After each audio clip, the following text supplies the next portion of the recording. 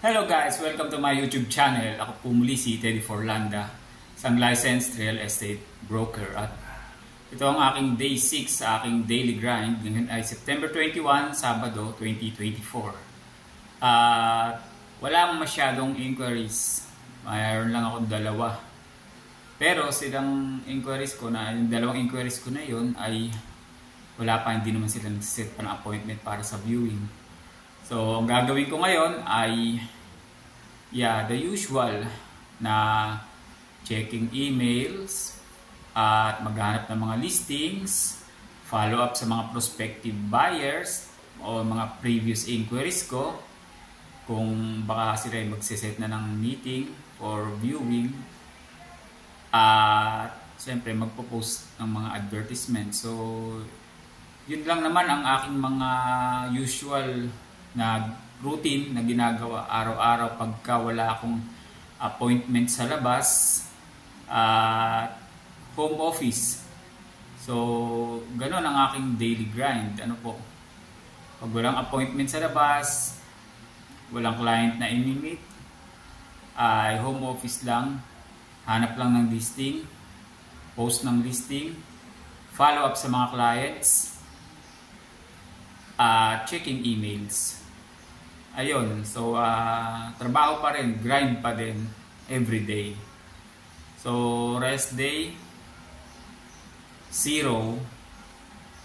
So pagka masaya pagka araw-araw ay may ginagawa ka at gustong-gusto mo yung ginagawa mo dahil masaya. Yun. Masaya dahil rewarding. Very rewarding. Kaya napakasaya ng aking ginagawa. Gustong-gusto ko itong aking trabaho, ang aking profession. Kaya hindi ko naiisip na mag-day off. Wala.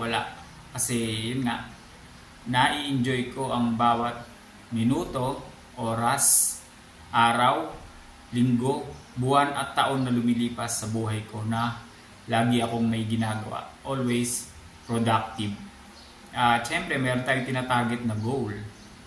Kaya hindi tayo titigil hanggat hindi natin nakakamit yung goal natin. Para sa gayon ay alam mo yun, maging matagumpay tayo dun sa ating hinahangad na gusto nating makamit sa buhay natin. At yan po muna ang aking update sapagkat wala naman akong tripping ngayon. Wala rin meeting with my clients. Pero mangyayari yan, meeting at tripping sa mga darating pa na araw. Pero hindi po ngayong araw na ito. Sapagkat maulan pa din ang panahon, kaya siguro itong kanilang nagiging dahilan kaya hindi pa sila nagsiset ng appointment para tingnan ang property. At siya nga pala, meron sa aking mga nag-message na gusto pabenta ng kanilang mga properties. So, wala pa naman ako nasiset na meeting sa kanila dahil nga ganito ang panahon. So, siguro pag gumanda ang panahon, ay doon ako magsiset ng meeting para matingnan yung property na gusto nila ay pabenta sa akin. So, yan na muna guys ha. Maraming salamat po sa inyong pagsubaybay. At kung bago kayo sa akin channel ay pwede pong humingi ng pabor. Maaari po bang humingi ng subscribe sa inyo.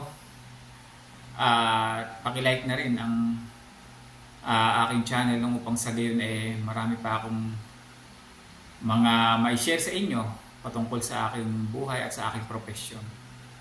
God bless po sa ating lahat.